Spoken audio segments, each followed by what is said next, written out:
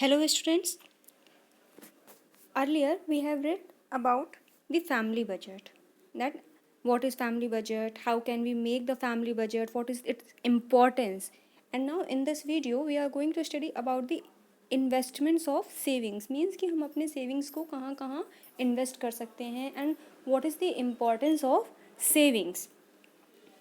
So let's read. Saving is the most important item of the family budget. It is that part of income which is kept for future use. Children save money for a holiday, adults save part of their salary for future use. A man puts money for old age. The amount of money which a family puts aside as saving can very well be the foundation of its future achievement and prosperity. It is this money which becomes the property of the family in the long time. This property of the family holds and bequeaths to its succeeding generations. It is now the basis of this money that the success and happiness of the succeeding generations depend. So now what is saying that saving, as we all know that saving is the most important thing, and our budget, only budget that has some saving, that is also good. कि जो हमारे पास जो budget होता है, जो हम budget बनाते हैं, अगर उसमें सेविंग का कोई पार्ट होता है तब वो हमारा जो बजट होता है वो अच्छा बजट होता है, अदरवाइज़ तो वो उतना अच्छा माना नहीं जाता है. और ये जो इनकम का अपना वो पार्ट होता है जो हम अपने फ्यूचर के यूज़ के लिए रखते हैं. सेविंग्स होती क्या है? What is savings? That part of income that is saved for future, जो हमारे फ्यूचर यूज़ के लिए सेव करके रखा जाता है कि इन फ्यूचर अगर हमारे पास कोई रिक्वायरमेंट्स आ जाती है, कोई इमरजेंसी आ जाती है तो we can spend on that emergency. अब क्या होता है, सब लोग का सेविंग करने का पर्पस जो होता है वो डिफरेंट डिफरेंट होता है. Children, why do children save money? Just because of their holiday, कि उनको हॉलीडे पे जाना है तो वो अपना चिल्ड्रन जो होते हैं मनी पूरे ईयर क्या करते हैं, वो सेव करते चलते हैं. अडल्ट जो होते हैं वो क्या करते हैं, अपनी सैलरी का कुछ पार्ट जो होता है वो सेविंग के लिए करते हैं कि इन फ्यूचर उनको कोई भी नीड हो सकती है, कोई भी रिक्वायरमेंट्स हो सकती है तो वो उस पर खर्च कर सकते हैं. A man puts money for old age, जो मैन होते हैं, जो व्यक्ति होते हैं वो अपनी ओल्ड एज के लिए भी देख के चलते हैं तो उसके लिए भी कुछ सेविंग्स करते हैं. The amount of money which a family puts aside as savings can be very well be the foundation of its future achievement and prosperity. जो मनी जो फैमिली होती है, अगर उसका जो कुछ पार्ट अपनी इनकम का कुछ पार्ट वो जो अगर सेविंग करके रखती है तो क्या बनती है, वो फाउंडेशन बन जाती है, आधार बन जाती है. किस चीज़ के लिए? Future achievement and prosperity. अगर हम थोड़ा थोड़ा थोड़ा थोड़ा करके सेव करके चलते हैं तो हम देखते हैं कि फ्यूचर में हमारी जो प्रॉस्पेरिटी है वो इंक्रीज़ हो जाती है, हम और भी ज़्यादा समृद्ध, क्योंकि हमारे पास क्या है, वो एज अ प्रॉपर्टी हमारे पास कलेक्ट होती जाती है. It is the money which becomes the property of the family in the long time. अगर हम बहुत लंबे समय तक इसको सेव करके चलते रहते हैं तो एक वक्त ऐसा आता है कि वो प्रॉपर्टी बन जाती है. सपोज़ फॉर एग्जांपल, अगर आप मनी सेव करते रहते हो तो इन फ्यूचर आप कोई अपना एक मकान खरीद सकते हो तो दैट इज़ योर प्रॉपर्टी. इसी तरह आप लॉन्ग टर्म इन्वेस्टमेंट करते हो तो वो आपकी धीरे धीरे क्या होती है, आपके पास जो कलेक्शन होता जाता है मनी का, जो सेविंग्स होती जाती हैं, बढ़ती जाती हैं और वो एक दिन प्रॉपर्टी का रूप ले लेती हैं. और इससे क्या होता है, अगर आपके पास है सेविंग्स ज़्यादा हैं तो वो आपकी जो आने वाली जनरेशन्स होती है, जो आने वाली पीढ़ियाँ होती हैं, उनको भी बेनिफिट्स उससे मिलता है. और it is on the basis of this money, और इसी बेसिस पे, इसी मनी के, इसी सेविंग्स के बेसिस पे, उसके आधार पर किसी भी फैमिली की, किसी भी उसकी जो जनरेशन्स होती हैं उसमें कितनी सक्सेस होगी वो डिपेंड करता है. सपोज़ अगर आपकी फैमिली सेव करके रख रही है फ्यूचर में तो आपके लिए जो एजुकेशन के लिए है या इन फ्यूचर आपको कहीं जाना है, कहीं कुछ फर्दर स्टडीज़ के लिए जाना है तो वो आपकी क्या है, सक्सीड हो जाओगे, सफल हो जाओगे, क्योंकि आपके पास पैसे की प्रॉब्लम, इकोनॉमिकल प्रॉब्लम नहीं रह जाएगी. आप उस सेविंग्स को उस पर स्पेंड कर सकते हो. तो जो फ्यूचर में जो सक्सेस होती है वो भी आपकी सेविंग पे डिपेंड करती है. Some people save with an object in their mind. Saving for savings sake is futile. Saving does not mean we have deprived ourselves of the present needs and put aside for an unknown future.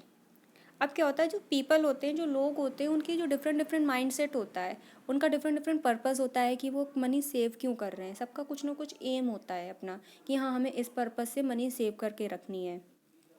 अगर हम छोटे से बच्चे को लें तो सब छोटा सा बच्चा जो होता है वो अपनी मनी को सेव करता है कि हमें कोई टॉय लेना है हमें, या कोई फ्यूचर में कहीं जाना है, कुछ करना है, कुछ खाना है, वो सेव करता है। कुछ लोग होते हैं अपनी ओल्ड एज के लिए करते हैं, तो सबका डिफरेंट डिफरेंट पर्पस होता है। लेकिन इसका मतलब ये नहीं है कि सेविंग्स के करना है, कि सेविंग्स ज़रूरी होती हैं तो इसलिए हमको सेविंग करना है, तो दैट इज़ नॉट गुड। इसका मतलब ये नहीं होता है, सेविंग का मतलब है कि हमारी जो प्रेजेंट नीड है, जो हमारी वर्तमान की ज़रूरतें हैं, उसको हम डिप्राइव कर दें, उसको इग्नोर कर दें, उसको अलग रख दें। और किस लिए रख दे रहे हैं? क्यों? क्योंकि हमको भैया जो अभी अननोन फ्यूचर है, जिसको हमने देखा ही नहीं, उसके लिए हम सेव कर करके रख रहे हैं, और अभी प्रेजेंट की जो नीड है उसको हम इग्नोर करते जा रहे हैं। तो सेविंग का मतलब ये नहीं होता है। सच सेविंग अमाउंट्स टू माइजरलीनेस। अब जो ऐसी सेविंग्स होती है ना, वो क्या होती है? माइजरलीनेस में जो परेशानियाँ क्रिएट कर देती हैं। Putting aside money in a steel almirah or putting it buried in the earth in the form of gold or silver is not also not a saving. अब सेविंग का मतलब ये भी नहीं है कि एक स्टील की अलमारी के अंदर अपनी सारे पैसे को भर के बंद करते जाएं, या फिर एक घड़े में लें सोने और चांदी के रूप में उसको ज़मीन के अंदर गाड़ के रख दें, तो that is also not saving, उसको भी सेविंग नहीं कहते हैं। Therefore every sort of saving should have definite object in the mind of saver. तो सेविंग के लिए सबसे पहले आपका एक डेफिनिट ऑब्जेक्ट होना चाहिए, एक निश्चित एम होना चाहिए, पर्पस होना चाहिए कि आप सेविंग कर क्यों रहे हो। It enhances the motivation to achieve the purposed target और satisfying the long due needs of the family. अब इससे क्या होता है, जो आपकी मोटिवेशन होती है सेविंग करने के लिए एक होती है, तो वो बढ़ जाती है। क्या? कि अचीव दी प्रपोज्ड टारगेट्स। अब आपका जो टारगेट्स है, आपने एक टारगेट सेट किया हुआ है कि हाँ हमें इस चीज़ को करना है फ्यूचर में, तो उसके लिए सेविंग करना है। तो जब सेविंग करते हो, अगर आप अपना माइंड सेट करके रखते हो, तो आपको मोटिवेशन जो होती है वो बढ़ती जाती है। तो जो फैमिली की ड्यू नीड्स होती है, जो रिक्वायरमेंट्स होती है, आप उसको सेटिस्फाई करते हुए अपने सेविंग्स को करते हो। ऐसा नहीं है कि जो हमारी अर्जेंट रिक्वायरमेंट है, जो नीड है, उसको हम इग्नोर कर रहे हैं और फ्यूचर के लिए हम मनी सेव करते जा रहे हैं। The object of saving should be clear to the saver so that saving fits into the families need. तो जो सेविंग का ऑब्जेक्ट होता है, जो उद्देश्य होता है, वो एकदम क्लियर होना चाहिए सेवर के माइंड में। सेव करने वाले को, सुरक्षित पैसा बचाने वाले के मन में एक एकदम एम क्लियर होना चाहिए कि हाँ हमें किस पर्पज़ से चाहिए, सो that saving fits into the families need. तो जो फैमिली की ज़रूरतें हैं उसमें वो फिट बैठ सके। पता चला हम अपनी फैमिली की अभी ज़रूरतों को काट काट के हम फ्यूचर के लिए सेव किए जा रहे हैं, तो वो भी कोई यूज़फुल नहीं है। क्या मतलब है अगर अभी हम नहीं खर्च कर पा रहे हैं और बाद फ्यूचर हमने तो देखा भी नहीं है। And becomes a regular feature. Money saved should be deposited in the bank so that it may earn interest and in turn produce more money. अब क्या है, मनी को क्या है, जैसे मैंने अर्लियर बोला कि ऐसा, इसका मतलब ये नहीं है कि आप अपनी अलमारी में पैसे भर भर के रखते जाओ, सारे पैसे अलमारी में डालते जाओ या उसको सोने या चांदी के रूप में ज़मीन में गाड़ के रख लो। No, that is not useful. अब आपको अगर कुछ बेनिफिट चाहिए कि आप सेव कर रहे हो, तो आपको बैंक में डिपॉजिट करना चाहिए। Why? Because you may gain interest on that money, और आपकी जो मनी है वो और इंक्रीज़ होती जाएगी, क्योंकि उसमें आपको इंटरेस्ट मिलता जाता है बैंक में अगर आप सेव करते हो तो उस पर।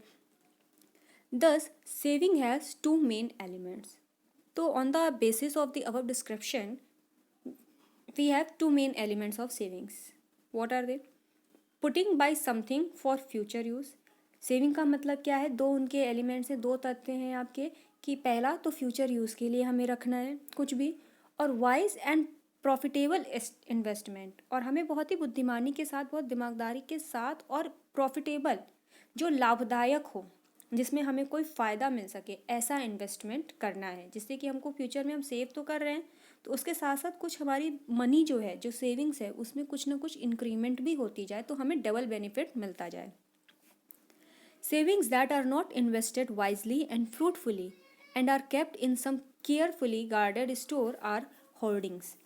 Savings that are properly invested become capital, which is a very valuable factor of production.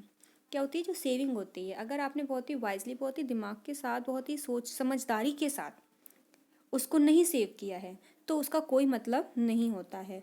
और अगर आपने अपनी इनकम को बहुत ही अच्छे से सूझबूझ के साथ उसको इन्वेस्ट किया है, तो क्या हो जाता है, एक समय में चलकर वो एक आपकी कैपिटल बन जाती है, एक जमा पूंजी बन जाती है वो, जो कि आपके लिए बेनिफिशियल होता है। Now comes to aims of savings, कि अब सेविंग्स का एम होना क्या चाहिए हमारे। In economics we call that part of income as savings which is invested directly और इनडायरेक्टली इन प्रोडक्टिव पर्पसेस। अगर इकोनॉमिक्स में लें हम, अगर अर्थशास्त्र पढ़ रहे हैं, तो उसमें हमारा इनकम का वो पार्ट सेविंग कहलाता है जिसको हम डायरेक्टली, चाहे प्रत्यक्ष रूप से चाहे अप्रत्यक्ष रूप से, प्रोडक्टिव पर्पज से, कुछ उत्पादन के पर्पज से हम करते हैं, तो दैट इज कॉल्ड सेविंग्स।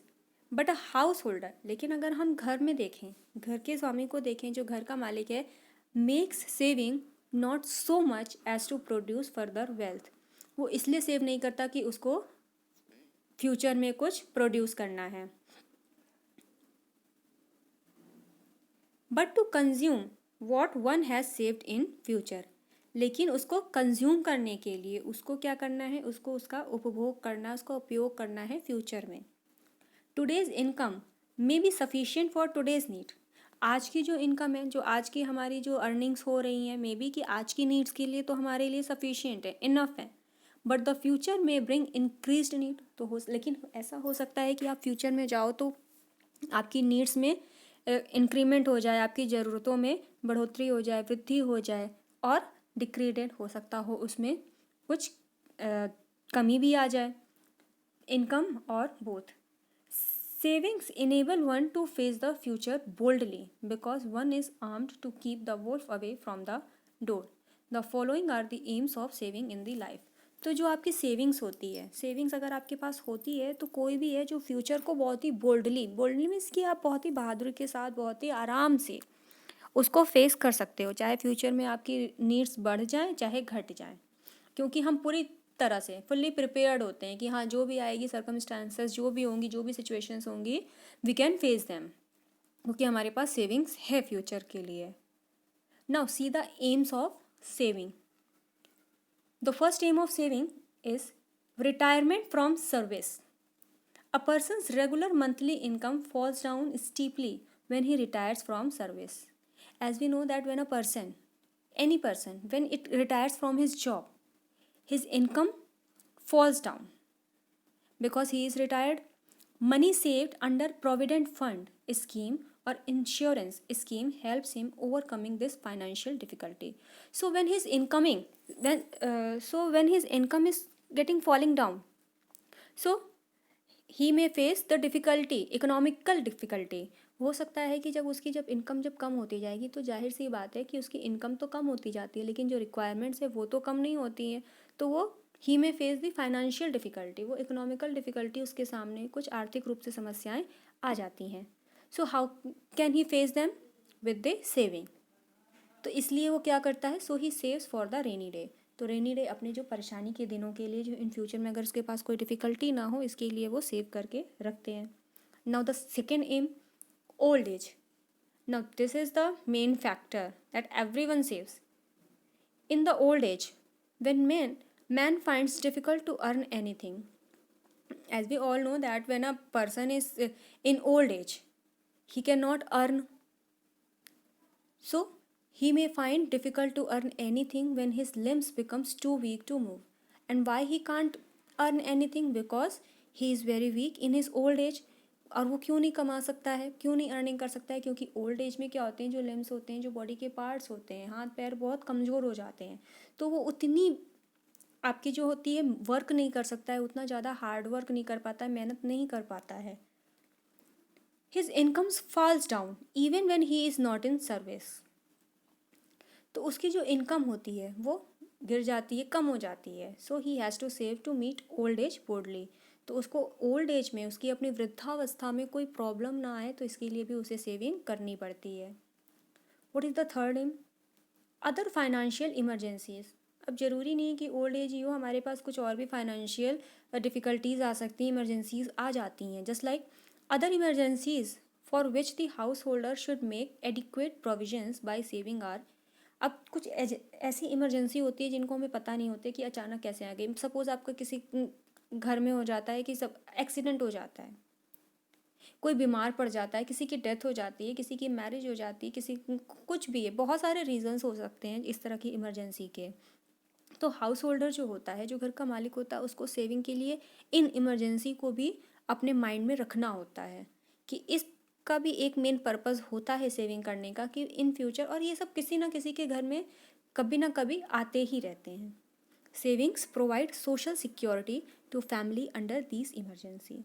तो जो सेविंग्स होती हैं तो फैमिली को इन इमरजेंसीज में सिक्योरिटी प्रोवाइड करती है। सपोज अगर किसी का एक्सीडेंट हो गया है, बहुत ज़्यादा उसको ऑपरेट करने की ज़रूरत है, तो ऑपरेशंस में कितने कितने लाखों रुपए लग जाते हैं। अगर किसी के पास सेविंग्स ना हो और उसकी इनकम 10,000 हो, 12,000 हो, तो वो कैसे मैनेज करेगा, वो कैसे पे करेगा इतने जो एक्सपेंसेस होते हैं, हॉस्पिटल के खर्चे होते हैं। तो वो अपनी सेविंग्स को यूज़ कर सकता है अगर उसने सेविंग की है तो। इंक्रीज एक्सपेंडिचर, कभी कभी क्या होता है, आपके खर्चे जो होते हैं अचानक से बढ़ जाते हैं। Through robbery, loss of fire और serious illness of any member of the family, expenditure is increased. अगर घर में सपोज कोई रॉबरी हो जाए, कोई चोरी हो जाए, डकैती हो जाए, या कभी आग लग जाती है, किसी से आग से नुकसान हो जाता है, कोई बहुत बुरी तरह से बीमार हो जाता है, तो इन सब में जो फैमिली की इनकम होती है बहुत ज़्यादा ही खर्च हो जाती है। अगर किसी की सपोज़ किसी के घर में रॉबरी हो जाए तो उसका तो पूरा का पूरा सामान ही चला जाता है, तो अचानक से खर्चे आ जाते हैं कि उसको फिर से मैनेज करना होता है। अगर किसी के घर में आग लग जाती है, कुछ भी हो जाता है, इस तरह से एक्सीडेंट हो जाता है, तो भी पूरे के पूरे खर्चे बढ़ जाते हैं, क्योंकि उनको फिर से एक नए तरीके से शुरुआत करना होता है, स्टार्टअप करना होता है। तो ये सब करने के लिए हमारे पास सेविंग्स होना चाहिए। अगर सेविंग्स नहीं होगी तो हम कैसे फिर से स्टार्ट कर सकते हैं। If income does not increase simultaneously the family has to bear hardships. अगर इनके संग संग आपकी इनकम जो है, आपके खर्चे तो बढ़ रहे हैं लेकिन आपकी इनकम जो है उसके साथ ही साथ उसके अकॉर्डिंगली नहीं बढ़ रही है, तो जो फैमिली होती है उसको हार्डशिप्स फेस करना होता है, उनके सामने कठिनाइयाँ आ जाती हैं। Hence saving must be done to meet the situation.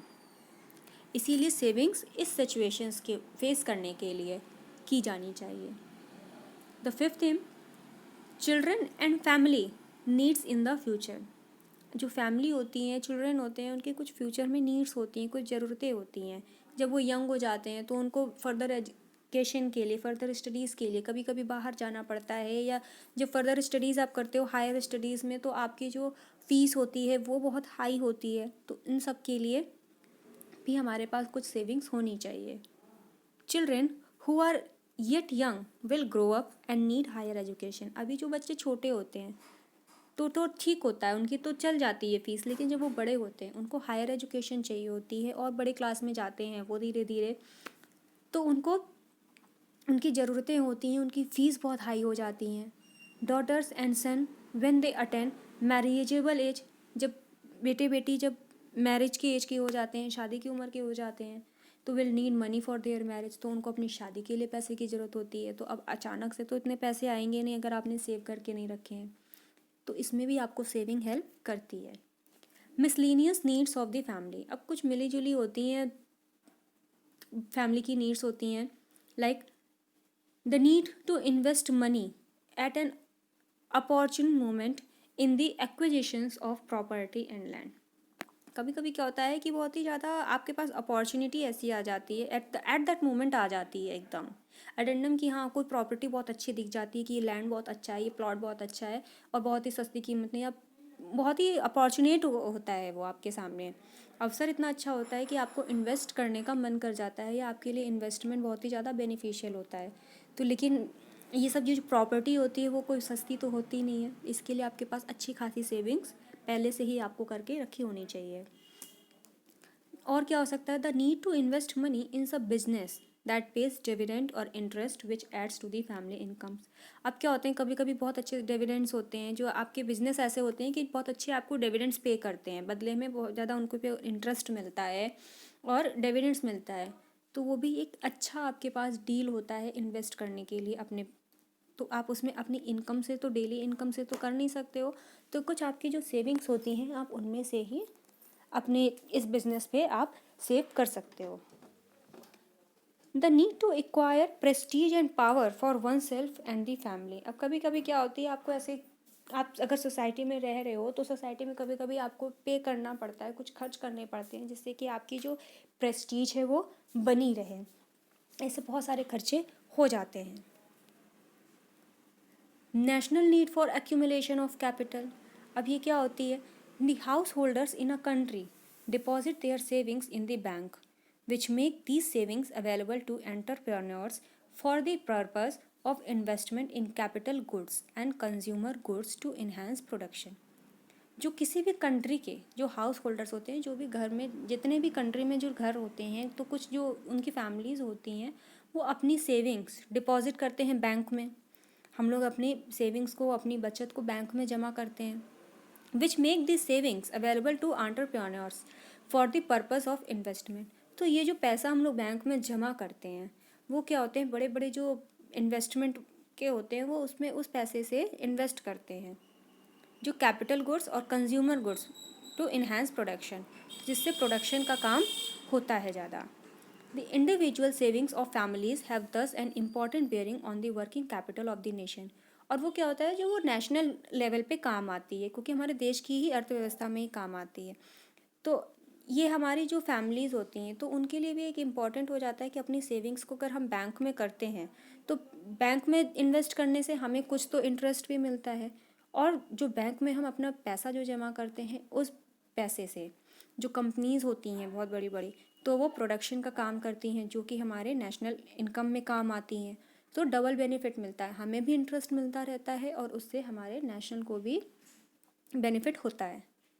With these AIIMS in view every house holder should have money regularly.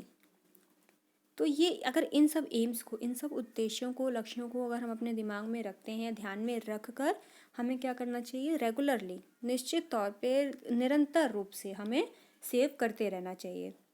A house wife who controls the purse strings of the house should be economical and thrifty. और जो house wife होती हैं जो बहुत ही ज़्यादा अपने को economically जो होती हैं वो कंट्रोल करके रखती हैं, कि फालतू में खर्चे नहीं करती हैं, कि हाँ दिखा तो ये चीज़ लेना है, ये चीज़ लेना है, जो बहुत ही सूझबूझ के साथ अपने खर्चों को, अपने एक्सपेंडिचर को बहुत वाइजली अगर करती हैं तो अपने घर को बहुत अच्छे से आर्थिक रूप से वो संभाल लेती हैं।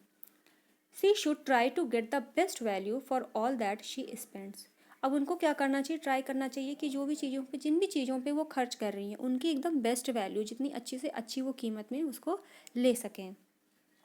Her object should be to get the maximum amount of goods and services from the minimum expenditure। उनका ऑब्जेक्ट क्या होना चाहिए, उनका उद्देश्य ये होना चाहिए कि हम कम से कम खर्च करके ज़्यादा से ज़्यादा अच्छी से अच्छी चीज़ ले सकें। She should be penny wise and pound foolish। उन्हें क्या करना चाहिए, जो अपना एक एक पैसे को बहुत ही वाइजली खर्च करना चाहिए और बेवकूफ़ी से उसको नहीं कि केवल अच्छा लगा तो उड़ा दिया। Being miserly is not the same thing as being thrifty or economical।